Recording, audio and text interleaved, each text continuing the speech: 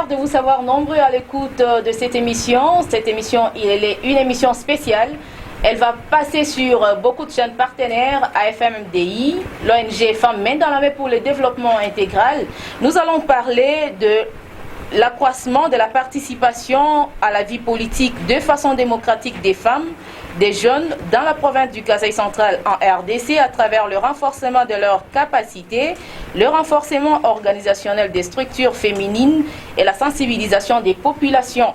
Ce programme est soutenu par le financement du Fonds canadien d'initiative locale. Nous allons recevoir Mme Nathalie Kambala, directrice pays de FMM2I, pour nous parler en long et en large de la quintessence de ces programmes. Bienvenue à tous. Moi, c'est Élisée Lusambaka Mbe à la présentation. Je suis accompagnée de beaucoup d'autres journalistes. J'espère bien que chacun pourra se présenter quand il prendra le micro pour poser la question. Vous les connaîtrez. Mais devant moi ou devant vous ici, vous avez Mme Nathalie Kambala face aux journalistes pour nous parler de ces projets. Sans plus tarder, nous la recevons. Mme Nathalie Kambala Loussé. Bonjour. Bonjour Élisée et je salue tous les auditeurs. Merci beaucoup. C'est une nouvelle initiative qui n'a jamais vécu, qui n'a jamais existé ici au Kasaï central ou même en RDC. Aujourd'hui, nous parlons de l'accroissement, de la participation à la vie politique des femmes et comme je venais de le dire, qu'est-ce qui vous a motivé à avoir une pareille initiative, un pareil projet?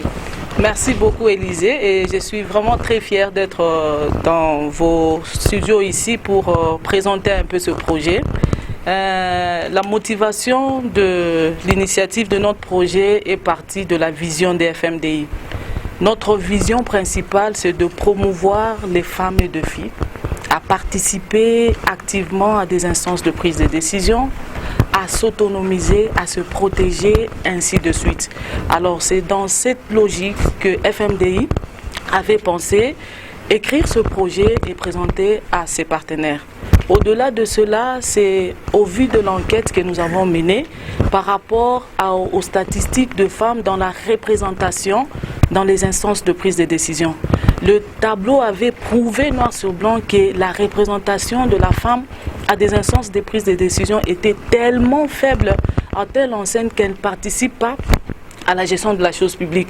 C'est ainsi que FMDI avait vraiment misé sur cette enquête pour rédiger son projet. Et au-delà de cela, c'est les pesanteurs culturelles qui ne permettent pas à la femme à s'épanouir dans les sphères politiques. Et c'est ça aussi l'objet de notre créativité de ce projet pour accroître la participation à la vie politique de façon démocratique de femmes et de filles, mais à travers le renforcement de capacités des associations de partis politiques ainsi que de toute la communauté. Quelles sont ces femmes ? Les personnes qui sont concernées, nous avons les femmes d'abord, les filles, les personnes marginalisées, les partis politiques, les églises, ainsi que toute la communauté du Kasaï central. Les femmes, elles vont venir d'où? Vous allez les ramasser dans les quartiers? Elles sont structurées? Comment ça va se passer? En fait, la vie politique concerne toute la communauté. En dehors de personnes qui sont actives dans les partis politiques, je pense que même la société bénéficie des actions des politiciens. C'est ainsi que toutes les femmes sont d'abord bénéficiaires de notre projet, mais la cible exacte, ce sont les femmes qui ont des ambitions politiques, surtout pour accéder à des postes nominatifs, soit électifs. Voilà, et là je vais passer la parole à Espérant Daniel Kamboulou, il est directeur sur la radio Malandi, aussi partenaire à FMMDI. Merci beaucoup Élisée. Madame Nathalie, moi j'étais en train de me dire que les tableaux que vous venez de brosser, il est très sombre et que les réalités sont telles que la population au monde, elle est majoritairement féminine. Exact. Mais malheureusement, on dit que c'est la femme qui combat l'autre femme, qui ne permet pas à ce qu'elle soit dirigée par une autre femme.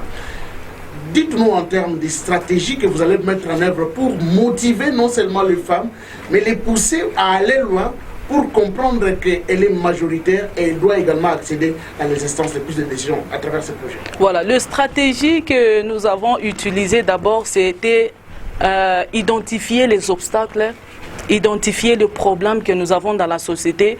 Pourquoi est-ce que la femme qui est majoritairement nombreuse sur cette terre, mais malheureusement, elle ne gère pas la terre?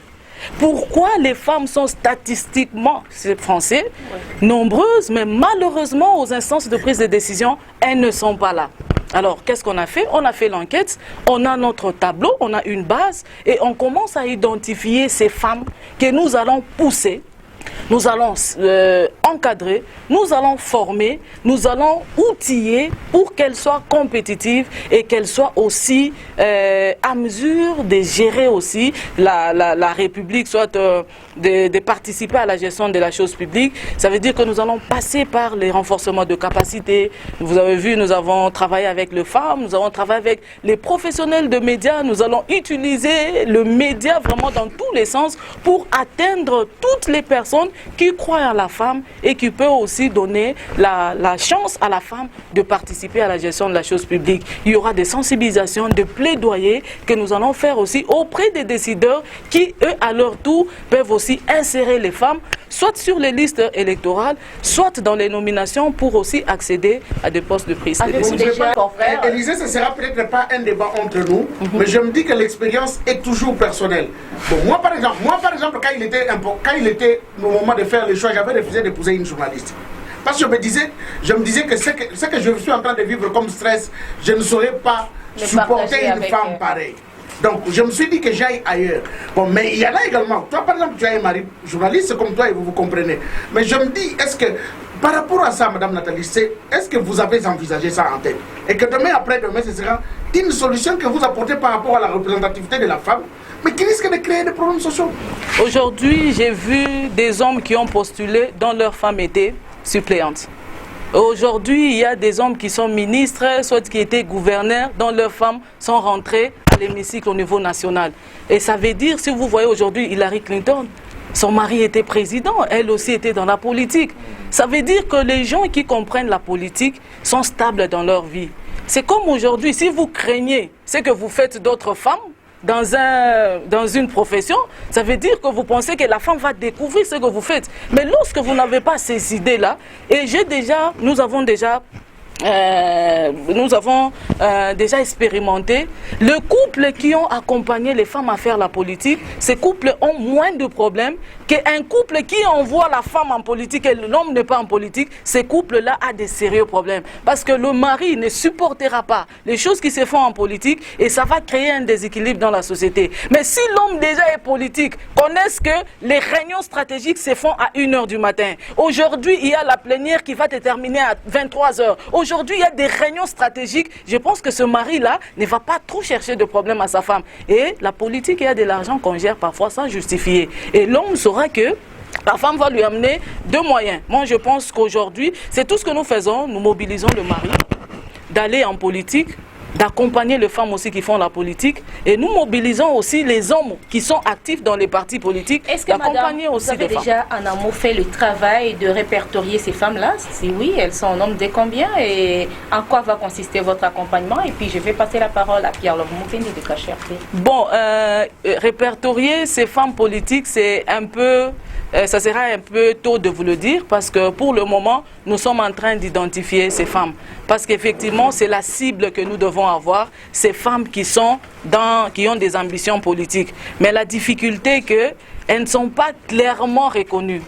Il y a des femmes qui ont des potentialités, il y a des femmes qui sont intelligentes. Nous avons des professeurs d'université, nous avons des femmes chefs de travaux, nous avons des femmes qui sont très influentes, qui ont beaucoup de moyens. Mais malheureusement, la plupart craignent un peu ce sphère politique, soit disant qu'elles seront Vous êtes en train de faire un travail pour susciter Nous sommes en train de susciter les ambitions des femmes, de rejoindre la politique. Nous sommes en train de les outiller pour être aussi compétitifs dans les échéances électorales. Nous savons d'abord que les activités des FMDI, nos grands partenaires, ce sont les organes de presse. Je pense qu'aujourd'hui, si on est connu sur le plan international, ça fait partie de l'apport de la presse du Kasaï central ainsi qu'au niveau national. Donc nous ne pensons pas aller derrière la presse pour atteindre nos objectifs et nous pensons que la presse, ce sont des canaux les plus importants pour nous permettre de faire passer nos messages. Je pense avec la presse, les femmes qui sont même à l'intérieur de notre province, écouteront ces messages que nous allons passer pour le motiver, soit de créer les ambitions en elles, soit de soutenir celles qui vont postuler à être candidates ou à le voter. Et nous pensons que la presse fait un travail très grand dans la communauté et que tout se passe par la presse pour faire passer ou changer des comportements. Et nous avons souhaité vraiment travailler avec vous parce qu'au-delà de nos objectifs, nous pensons que la presse peut nous aider encore à atteindre avec un grand résultat nos objectifs que nous nous sommes assignés. René Tichikou de la radio de la femme. Merci beaucoup pour la parole, madame. Il y a aussi un problème de femmes intellectuelles qui sont en dessous de la moyenne en province. Vous savez, ce qui est arrivé en province par rapport à nos coutumes et tout consort. C'est récemment que nous avons trouvé qu'il y a un grand nombre de femmes qui étudient, qui sont dans les universités et tout consort. Comment allez-vous vous y prendre? Il y a un problème de méritocratie qui se pose avec acuité. Vous allez ramasser les femmes où pour qu'elles puissent représenter une affaire de 50% au niveau de différents partis politiques, par exemple. Voilà, merci beaucoup. L'objectif, c'est vraiment pas avoir 50-50 dans les partis politiques. Mais nous savons que notre pépinière, d'abord, sont les partis politiques. Les femmes sont dans des partis politiques, peut-être qui ne sont pas dans des postes stratégiques ou elles n'ont pas d'ambition. Il n'y a pas des gens qui suscitent les ambitions en elles pour travailler. Et je vous informe aujourd'hui, toutes ces femmes qui ont des postes de prise de décision, des professeurs, elles font partie des partis politiques, elles ont des cartes de partis politiques. Peut-être elles ne font pas, parce que nous avons vu, il y a des gouvernements provinciaux qui sont passés ici, qui avaient des professeurs dans leur gouvernement, qui avaient des chefs de travaux dans leur gouvernement. Donc elles ont besoin de participer. Peut-être elles n'ont pas les gens qui pouvaient inciter ou les soutenir, comme notre partenaire Kamboulou qui disait que les femmes parfois se battent elles-mêmes ou bien ne se soutiennent pas. Mais aujourd'hui, on voulait vraiment laver ça parce que ce sont les endus. Nous, on n'accepte pas. Il suffit seulement d'admettre aujourd'hui que la femme peut aussi changer de choses. Si nous l'accompagnons, nous la soutenons, nous suscitons en elle ses potentialités et nous mettons à sa disposition tout ce qu'il faut pour qu'elle participe aussi, qu'elle puisse aussi savourer de ce pouvoir. Moi, je pense qu'on va y arriver. Avoir des femmes, évidemment. La société civile aussi, c'est une grande pépinière. La société civile, d'ailleurs, a la chance d'avoir beaucoup de femmes. Aujourd'hui, dans le ministère au niveau national, sur les 27% des femmes qui sont ministres au niveau national, 20% ce sont des femmes qui viennent de la société civile. Ça veut dire que la société civile a aussi des femmes qui ont des potentialités, mais elles ne sont pas encouragées, elles n'ont pas des gens à les pousser à entrer dans la politique. C'est le travail que nous sommes en train de mener. Nous les formons parce que le travail, ce n'est pas seulement renforcer les femmes politiques, nous formons les femmes des associations, nous formons des femmes des organisations, des églises, des partis politiques. C'est maintenant en elles qu'on va commencer à identifier celles qui vont manifester les ambitions pour être de potentielles candidates que nous allons former, accompagner jusqu'au la liste. Parce que l'innovation est que les listes qui vont se présenter à la CENI avec au moins 50% des femmes, donc ces partis politiques ne vont pas payer des cautions. Ça veut dire qu'aujourd'hui, nous sommes en train de sensibiliser les partis politiques, les former pour aussi bénéficier de cette innovation, de ne pas payer. Et d'ailleurs, c'est ça le travail. Les partis politiques nous appellent tous les jours ici. Mais la difficulté même dans le parti politique est qu'ils ne connaissent pas les femmes qui vont être sur les listes électorales. La plupart d'ailleurs, on dit, nos listes proviennent des congrès.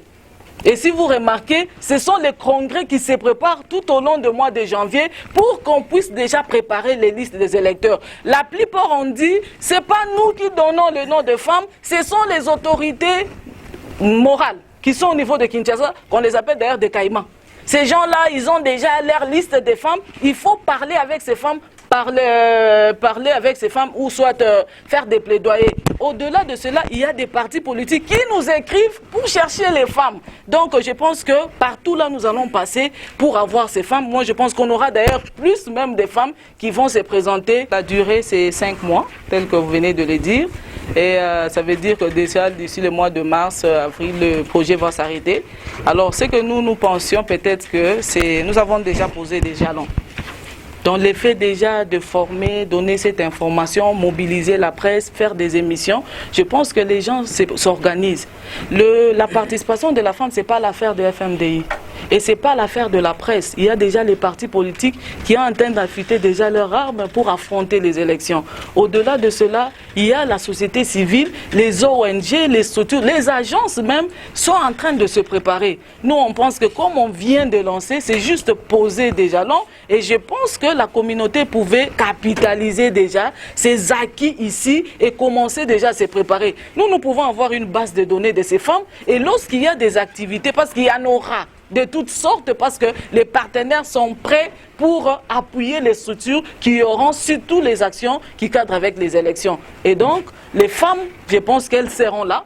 Ça sera une base de données pour nous. Et qui voudra l'utiliser, je pense que FMDI sera prête de partager. Parce que si nous allons aussi en ordre dispersé, une structure vient, prenne aussi quelques femmes, une autre structure, vous changez des femmes, je pense qu'on ne va pas atteindre les résultats. Même les résultats que nous cherchons, ce n'est pas les résultats des femmes. Ça va bénéficier à toute la communauté centre-kassaïenne. Ça veut dire que les femmes aujourd'hui, c'est très important de les associer à la gestion de la chose publique à travers les actions que nous menons. Nous commençons déjà à poser les jalons, nous les formons, ils auront déjà un bagage intellectuel déjà acquis dans le cadre des stratégies gagnantes, dans le cadre de la formation des élections. Et qui voudra le chercher, il peut passer par nous. Et nous n'allons pas nous limiter par Canada. Nous avons déjà aussi écrit à d'autres partenaires pour voir dans quelle mesure nous pouvons maintenir ces actions jusqu'au mois de décembre pour avoir les résultats. Sinon, à la fin du projet, à la fin des élections, nous viendrons encore déplorer la non-représentativité de la femme. Merci, cher Élisée, de la parole. C'est peut-être une suggestion pour les projets à venir, parce que j'aimerais savoir si les objectifs sont quantifiés. Ça veut dire, vous sensibilisez 10 femmes et vous vous assurez que toutes ces 10 femmes seront votées. Voilà, merci. Nous avons lancé les invitations pour inviter les partis politiques. Nous avons 78 partis politiques qui ont répondu à notre invitation pour l'atelier de 3 jours. Cet atelier était sur la lutte contre les abus, exploitation et harcèlement sexuel en milieu politique. Et au-delà de cela, il y avait des réflexions pour voir comment avoir la masculinité positive en faveur des femmes candidates ou des femmes qui sont en milieu politique. Les partis politiques nous ont gardé, parce que c'est leur souhait, la plupart n'ont pas de moyens, ils préfèrent encore garder l'argent pour la campagne et ne pas déposer leur quotient parce qu'ils auront des femmes sur leur liste. Au-delà de cela, les partis politiques nous ont demandé. La plupart des organisations utilisent les femmes qui viennent peut-être, qui ne sont pas membres de partis politiques. Si on pouvait collaborer dès la fin de cet atelier avec les partis politiques, de façon que lorsqu'il y a des activités, lorsqu'il y a des formations, des ateliers, des activités avec les femmes venant des partis politiques, qu'on collabore avec les fédéraux. Si ce sont des fédérales femmes, les fédérales vont nous envoyer des femmes qui sont dans des partis politiques. Mais si ce sont des fédéraux, qu'on puisse passer officiellement par le parti politique qui nous envoie. Aujourd'hui, je dois vous surprendre, peut-être qu'il y a des femmes que vous connaissez dynamiques, mais qui viennent de changer 3 partis politiques. Nous ne sommes encore au début, l'enrôlement n'a pas encore commencé. Ça veut dire qu'avant d'arriver, elle sera dans quel parti politique? Il y a aussi cette déstabilisation des femmes. Tout ce que nous demandons, c'est maintenant ou jamais, il faut déjà s'identifier dans un parti politique parce que les listes seront déjà élaborées. Vous devez vous retrouver sur une liste et commencer. Même les femmes que les hommes ont amenées, la plupart ne sont pas actifs politiquement. On a mis de côté les présidentes des ligues, on a amené ses frères et ses sœurs, peut-être pour retrouver un gain, mais malheureusement, ces femmes nous ont révélé aussi des choses. Ça veut dire que pour y aller avec un résultat escompté, je pense que les partis politiques ont aussi l'intérêt de nous envoyer ces femmes. Et les partis étaient clairs pour dire il y a des partis politiques qui dépendent des autorités sur place. Mais il y a ceux, tout vient de Kinshasa. Donc, au-delà de nous, essayez aussi de prendre les coordonnées de nos responsables au niveau de Kinshasa pour faire ces plaidoyers. Préparez déjà une base, mais dites-leur que pour nous, dans vos partis politiques, nous préférons tel. Je pense que nous allons aller. Ce n'est pas facile, mais je pense que c'est un début, mais on va avoir de bons résultats. Mesdames et messieurs, je vous rappelle que vous suivez un programme spécial sur accroître la participation à la vie politique de façon démocratique des femmes, des jeunes filles et personnes marginalisées.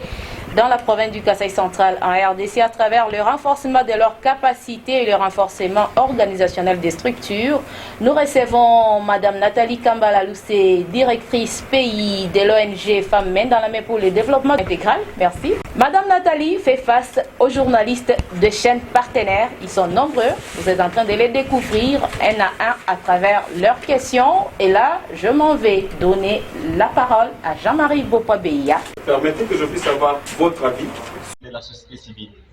Et pourtant, l'image que le Kasaï central vend sur ce plan contraste avec cette réalité. C'est-à-dire... Je ne sais pas, la société civile, c'est pas seulement passer à la radio et parler. Je pense qu'il y a beaucoup de structures qui travaillent aussi dans le cadre de la société civile. Le mandat passé de notre ex-gouverneur Kabouya, il avait 2 femmes qui venaient de la société civile, la ministre de l'économie et la ministre du genre. C'était la société civile, mais qui n'était pas peut-être active dans le média, mais elle venait de la société civile. Le mandat ici, nous avons des ministres qui viennent de la société civile. Ça veut dire que la société civile, quelle est la femme qui est ministre que vous avez déjà suivie dans un parti politique actif? Si quelqu'un n'est pas de parti politique, ça veut dire qu'il vient de la société civile. Moi, je pense que d'ailleurs, si vous commencez après 2012, 2011, je ne sais pas c'était le gouvernement de qui, depuis Kandé. Peut-être c'est les mamans innocentes qui n'étaient pas de la société civile. Elles étaient de la société civile, mais on les a cooptées en CAC. Elles sont sorties des cas. Aujourd'hui, Maman Innocente est très active dans les mouvements associatifs à Kinshasa. Ça veut dire qu'on nous prend dans la société civile, on nous fabrique dans la politique, et lorsque nous quittons le gouvernement, nous restons en l'air. C'est comme ça que nous disons aux femmes, si vous voulez faire la politique, vous qui nommez des femmes, prenez celles qui sont actives. Même si elles quittent le pouvoir, elles vont rentrer dans vos partis politiques. Mais si vous le prenez ailleurs, pour les femmes, je m'excuse, peut-être pour le promouvoir et qu'elles soient ministres, mais lorsqu'elles quittent ce poste, on les voit en l'air. Soit elles ne veulent pas rentrer en politique, soit disant que si je rentre à la société civile, on pensera que j'étais déjà politique, mais elle sera où elle n'était pas dans un parti politique, elle devient en l'air. C'est maintenant ou jamais où les partis politiques doivent déjà façonner, fabriquer en leur taille les femmes, leur donner leur idéologie, leur projet de société, leur préparer, utiliser leur bagage intellectuel de façon qu'elles soient utiles. Et dans le pouvoir, même si elle quitte le pouvoir, elle peut continuer à servir cette République. Samy Beya, agence congolaise de presse. Merci. Et bien plus aujourd'hui. Dernièrement, vous avez signé un partenariat avec les médias de la ville de Kananga. Et comment vous comptez peut-être donner une garantie à ces médias de faire des choix sur des femmes qui ont des potentialités pour qu'ils puissent passer dans des médias pour s'exprimer. Quand bien même on sait que la femme, on a toujours dit que sa place, c'est dans le foyer, c'est dans la famille et non à la place publique. Comment un journaliste, un média qui a signé un partenariat avec votre structure compte mettre peut-être la main sur une telle femme? Merci. Honoré que je n'ai pas répondu, comment soutenir les femmes. Je pense qu'on a eu des échanges avec le partenaire. Aujourd'hui, si FMDI veut soutenir, parce qu'on ne saura pas soutenir toutes les femmes qui seront candidates, mais le fait déjà de soutenir une candidate, ça veut dire que ce sont nos penchants. C'est ça notre parti politique. Mais nous, on ne va pas aller dans le sens de soutenir financièrement, mais nous pouvons appuyer ces femmes peut-être dans leur descente, dans leur base, avec les mégaphones, avec la sonorisation, pour leur permettre même la mobilité, je pense. Oui. Ça peut les aider à descendre et à aller faire leur campagne. Nous allons peut-être utiliser les affiches, si vraiment Dieu nous fait grâce, à produire quelques affiches pour les femmes. Nous pouvons aider les femmes à créer leur compte, le pousser à créer leur compte, les aider à aller atteindre les gens qui peuvent les aider à avoir de l'argent. C'est quelques stratégies que nous allons faire pour aider ces femmes.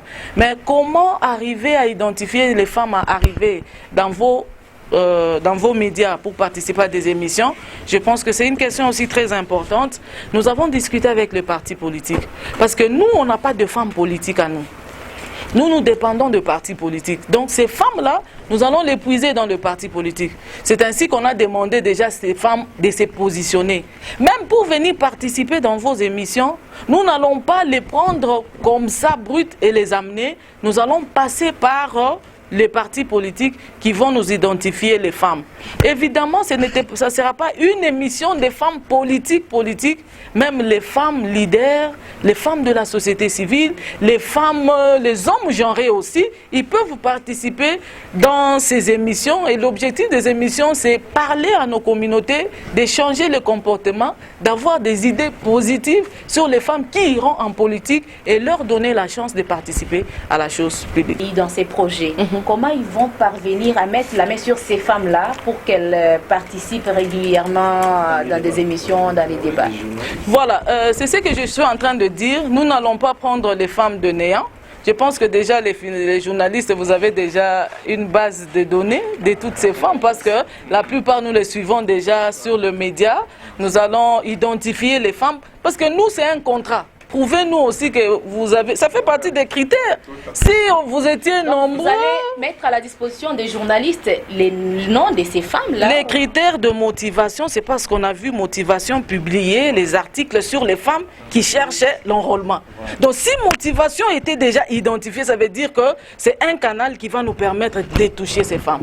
Et pour ces médias...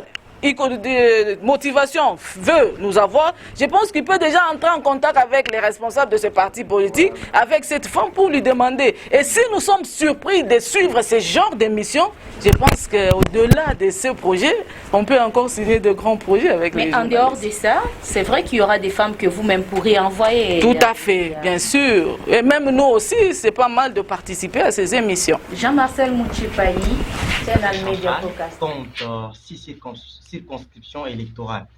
Le projet vise que les femmes de la ville de Kananga, qui n'ont celle sur 6 qui compte la province du Kasaï central. Madame, et pourtant, beaucoup d'autres femmes dans les territoires ont de mêmes ambitions. N'est-ce pas, madame, que ce projet est injuste pour les femmes qui sont dans les territoires? Je pense que le projet, c'est accroître la participation à la vie politique de façon démocratique de femmes et de filles du Kasaï central. Mais malheureusement, les actions sont plus menées dans la ville, bien sûr la ville de Kananga. Mais c'est pour cela qu'on vous a choisi, le média. Parce que c'est le canal approprié pour faire passer le message et arriver juste, à moins que vos radios se limitent ici sur la ville, sinon je vais sanctionner les gens qui vous ont identifié. Mais si vos radios arrivent ailleurs, je pense que vraiment c'est vous qui allez faire arriver les messages. Et aussi lorsqu'il y a des femmes d'ailleurs qui veulent aussi participer à vos émissions, je vous écoute, parfois vous faites intervenir les gens à Kinshasa qui sont politiciens pour venir ici, mais arrêtez d'abord avec ces gens, utilisez celles qui sont dans des territoires qui peuvent aussi participer à ces émissions. Mais le plaidoyer va rester pour qu'on puisse élargir ce projet jusqu'à atteindre les objectifs. L'activité d'abord c'est le lancement officiel pour montrer à toute la communauté, via les autorités politico-administratives, la société civile et partis politiques, les leaders religieux et coutumiers que voilà, nous lançons un projet au bénéfice de la communauté pour encourager les femmes à faire la vie politique. Au-delà de cela, nous avons commencé les ateliers avec les femmes potentielles candidates, les femmes de la société civile, sur le leadership dans la politique et aussi avec les jeunes filles. Au-delà de cela, nous avons fait un grand atelier avec les journalistes. Les personnes vivant avec handicap sont dans les femmes, sont dans les filles. Et même dans la presse, quand on fait tout ce qu'on fait, on nous demande de ne pas oublier cette catégorie de personnes. Ça veut dire que nous faisons très attention. Tout ce que nous faisons, on sait que cette catégorie n'est pas mise à l'écart. Elles sont parmi les femmes, elles sont parmi les hommes, elles sont parmi les jeunes filles, mais évidemment peut-être l'oubli de le ressortir dans nos émissions, mais ça fait partie aussi des personnes de notre cible. Si elles ne sont pas là, je pense que ça fait partie aussi de l'échec de nos résultats. Aujourd'hui, comment identifier les femmes qui ont des potentialités? Parce que même les hommes intelligents peut-être ne vont pas. C'est comme ça que nous allons dire à la communauté, écoutez ce que les gens vous amènent. Suivez le projet des sociétés. Écoutez la tête de la personne, ne voyez pas le bien qui arrive. Aujourd'hui, nous avons des scandales qui se font dans des assemblées. Mais si on peut nous épargner ces scandales-là, c'est la population qui a cette charge-là de changer la donne et aller à l'essentiel et nous produire de bons résultats. Voilà, certains confrères manifestent encore le besoin de poser les questions. Je sais que nous avons encore quelques 5 minutes, ça peut nous suffire, mais je vais d'abord accorder la parole à la dame, c'est une discrimination positive. Hein? Vraiment. Dorcas Ngoyi. Vous, en tant que FMMDI, quelles sont les stratégies que vous avez mises en place pour atteindre les objectifs fixés? Merci. Est-ce que vous pouvez me permettre de me poser une question que j'attendais que ça venait de vous? Allez-y. Qu'est-ce que nous attendons de journalistes qui vont travailler? Répondez vous-même à cette question. Voilà. Ce que nous attendons chez vous, c'est de nous produire des émissions avec des femmes de la société civile, les femmes de partis politiques, les hommes genrés. Nous avons besoin que le journaliste fasse participer les femmes qui sont dans d'autres territoires à vos différentes émissions. Nous avons besoin que le journaliste puisse nettoyer le visage de la femme auprès de nos communautés qui semblaient donner la femme le rôle ménagère. Nous voulons que le journaliste puisse faire de bons portraits des femmes qui seront nos potentielles candidates. Aujourd'hui, présentez-nous sur les réseaux sociaux quelles sont même ces femmes-là, parce que les gens nous posent des questions, mais vous, en tant que journaliste d'investigation, je pense que vous avez aussi cette base de données des femmes. Vous pouvez aussi nous proposer ces femmes peut-être que nous oublions dans nos différentes activités. Voilà ce que nous attendons des journalistes de la province du Kasaï central, parce que votre travail va nous aider aussi à atteindre nos objectifs. Mais alors, ce que vous attendez de la population du Kasaï central? Ce que nous attendons de la population des gens, c'est d'échanger le comportement, d'appréhender le rôle de la femme dans la société. Les femmes, son rôle, ce n'est pas seulement aller à la cuisine ou un rôle ménagère. La femme aussi a le droit de jouir pleinement de droits, surtout dans le sphère politique. Et ce que nous attendons de la population, c'est d'aller se faire enrôler massivement et le jour des élections, d'élire aussi les femmes massivement. Et aux partis politiques, c'est de prendre nos doléances, d'accepter aujourd'hui de mettre les femmes sur leur liste électorale.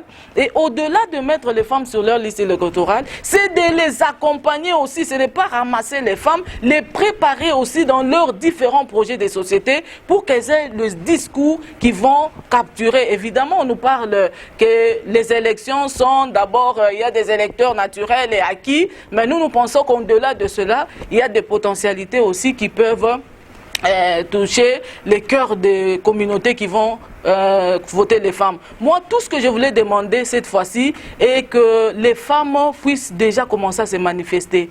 Je voulais entendre les femmes parce que ce n'est pas l'affaire de FMDI, c'est l'affaire de toute la communauté pour que le Kasaï central puisse changer de visage. Toi, ça qui dit là, toi, bouni, kuji balondi bonsu, ba kajomba ba di ba tutele champinjeu, toi FMDI, tout dit bela muchalu, activité ani projet munene, ujuenza boani, tuenza boa ba mamu, bansonga, ni bantu ba jombola, bonsu, ba participer. Mumalu abidjiji. Projet wetu un projet wangondu itanu chanana. Kadi projet uji ni bipeta biabuni. Susi wetu jibwani lelweu Kasaï central. Kapeta bamamu bachitembu. Bamamu bajibwa kwenzela pa bujitunga mujimu mushindukai. Mubu kuba pesha mujimwani kuba nome. Ani bobu kuya kuba sungula. Kadi bwa kuba sungula netwenza muni. Tu FMDI.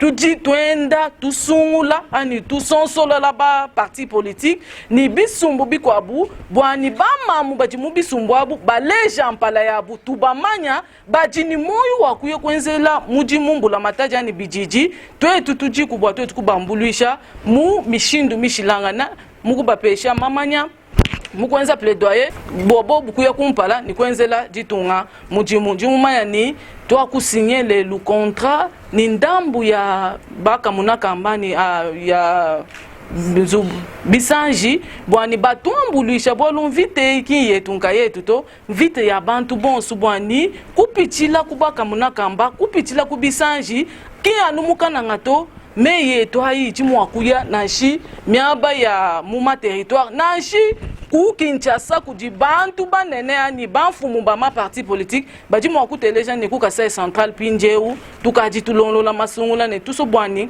ba mamu bekala pa bungi bekala pa ma liste le bwa ma élection baya kumasungula tuitwambila population wetu bwani musangweu babenga bintu bya kukosa mishiku oh balwani ndungu balwani tumbela balwa nupesha bintu bishilangane musangweu nujinuteleja muntu unutwajila muji mwakunu kwachila bwani nwenu musungula.